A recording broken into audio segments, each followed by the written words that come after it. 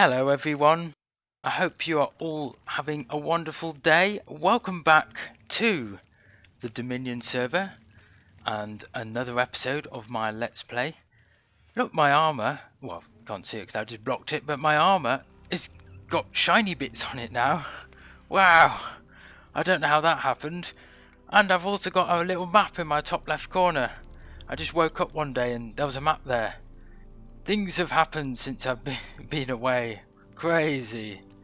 Oh, lovely. I see the weather has turned out just fine for the occasion today. In between episodes, I've been working on this headland and this cliff area again.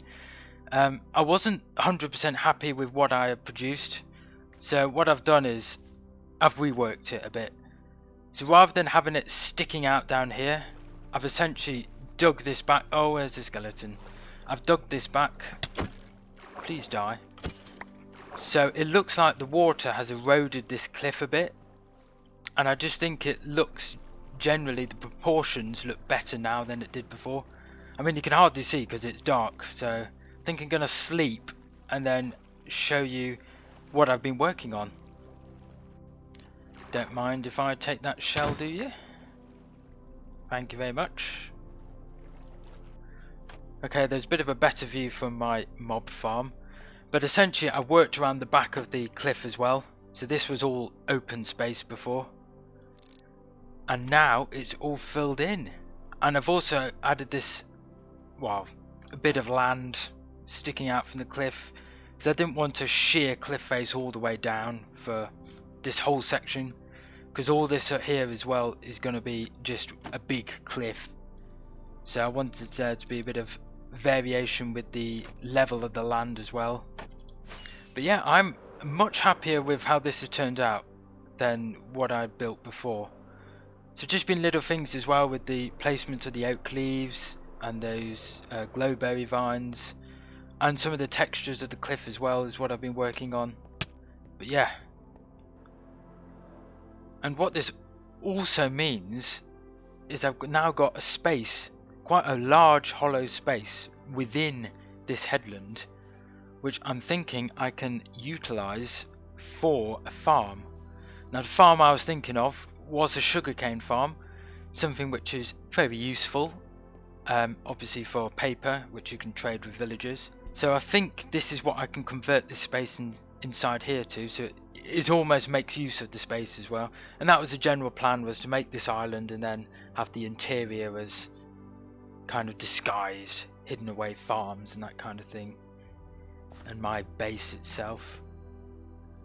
So I think the first thing to do for this is to clear out some of this dirt and see exactly how much space we've got to work with.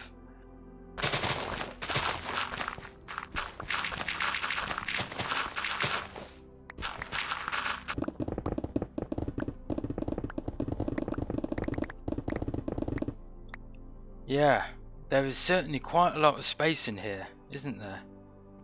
And I could go even deeper down because we're still fairly high up in terms of how low we can go to the actual ocean. But I think this will probably be enough space for now. I just need to kind of plan how I'm going to do this, because I've not really thought about it. It's going to be one of those things where I kind of make up as I go along. But I think like a row of sugarcane along each wall, and it'll be like automated, so you have your observers and pistons, and I could probably have a couple of rows stacked up, and then some kind of storage room and almost interior area as well. I think it would look quite nice. Okay, so I've got kind of a rough layout of where the sugarcane farm will go. So I've got some of the sand in place, so the sugarcane will rest on the sand, and then behind it will be a water stream, and then on top of this water stream I'll have the observers and pistons, so it's quite a compact farm in that regard. And then below the sand I've got some railways. Well, I've got one section of railway at the moment, but this will be the collection system. So the minecart, the hopper minecart, will go underneath and should pick up all the sugarcane which drops on top of the sand, and then where the moss blocks are should be glass, so you can actually see the farm, which I think is always cool, and it'll stop it from spewing all the sugarcane everywhere and being a nightmare to pick up. Oh, I can hear a zombie and it's been very annoying. Will you shut up, please, before I find you? So I can have multiple layers of these kind of long compartments as well, so I could have some higher up and some lower down as well. But I think this will work quite nicely, and it certainly fits into this. Oh, there's a zombie. Fits into this headland area. There's a zombie. So yeah, pretty happy with this. Yep, I'm gonna need more sand for this, because smelting the glass, and for each compartment as well, because I'm using sand rather than dirt, because I just think it looks nicer. It's a bit different. Luckily there's a beach nearby, so I'm just destroying the landscape. So that's the only issue with sand mining. You feel guilty doing it, because it feels like you are literally wrecking the environment. I mean, look, it's utterly destroyed. Hello there, turtle. Don't mind me. I hope you enjoy your beach. I totally have not just destroyed that beach over there. Nothing to see here. I've definitely not got sand in my inventory, and I'm definitely not going to be turning it into glass.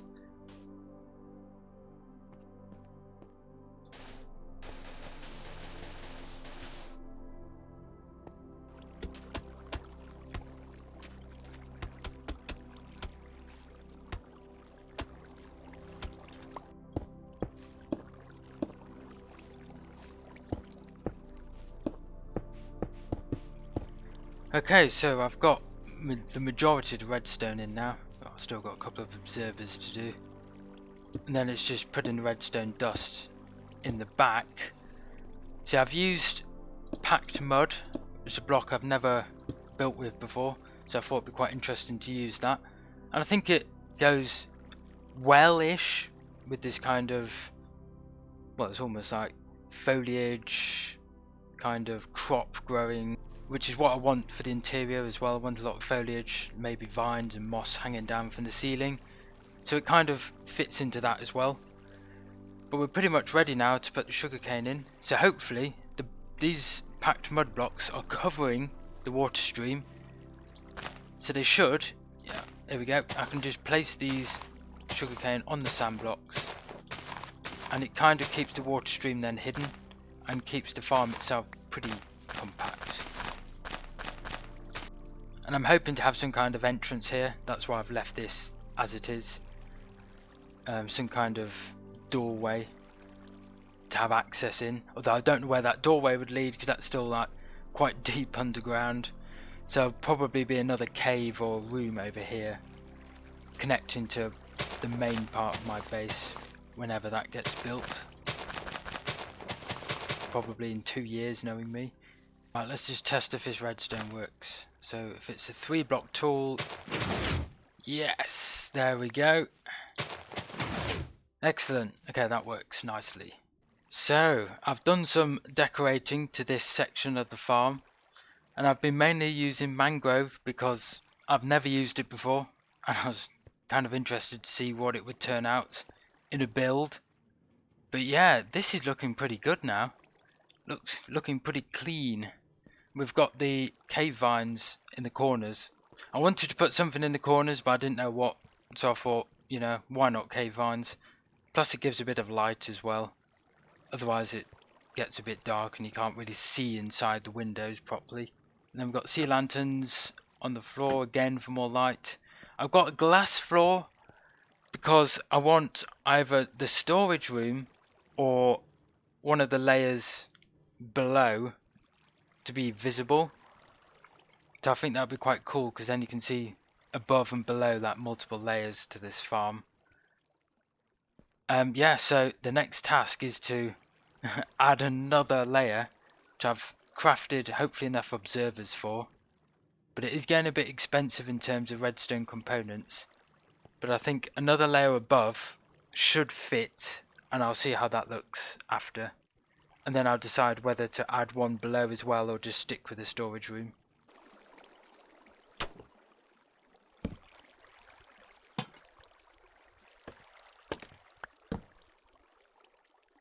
Yeah, this is looking quite good now.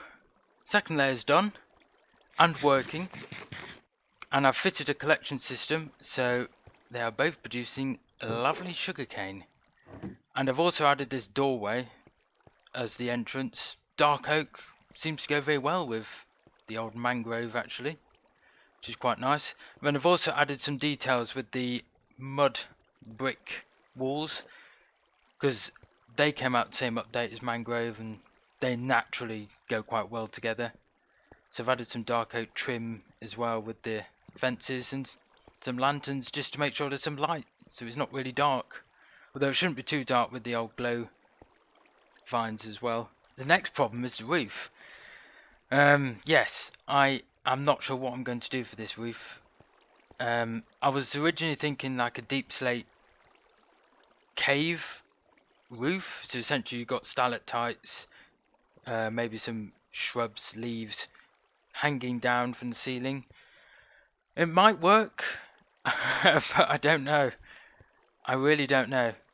It could be worth a go though, and then I'll see how it looks, and I might have to tear it all down again, which would be very sad. But you know, it's worth a go. If it works, I think it will work really well. So yes, let's do some roofing. Yeah, I think this is somewhat resembling a bit of a deep slate cave. Just making sure I've got the proportions of this roof correct, which is a bit difficult when I'm kind of just placing these randomly across. But hopefully it'll look okay. Yeah, that actually doesn't look too bad. Obviously it's still very dark, so I need to add some of those cave vines or glowberries even, and then maybe add some walls as is it stalactites? I think stalactites are the ones that drip from the ceiling. I always get confused with stalactites and stalagmites. But yeah, I think with those extra little bits of detail, I think this will look pretty good. You know, I've just had a thought. Mossy cobbled deep slate. I wonder what that would look like. I think that would be quite cool. Because you've got mossy cobblestone. It would just be the next step of evolution with deep slate. Right. Let's put some scaffolding. How are we going to do this? Oh, there we go, I can see. Glowberry there. Oh, it's gone dark again. Get the old bone meal. And hopefully... Ah, there we go. So because I've got literally one berry, get quite a few of these, and this should hopefully add some light so you can kind of see a bit better. And I could actually use some slabs. I've not added any slabs or stairs, so maybe I'll add a few of them as well, just so it's not so harsh in terms of the way everything's all blocky.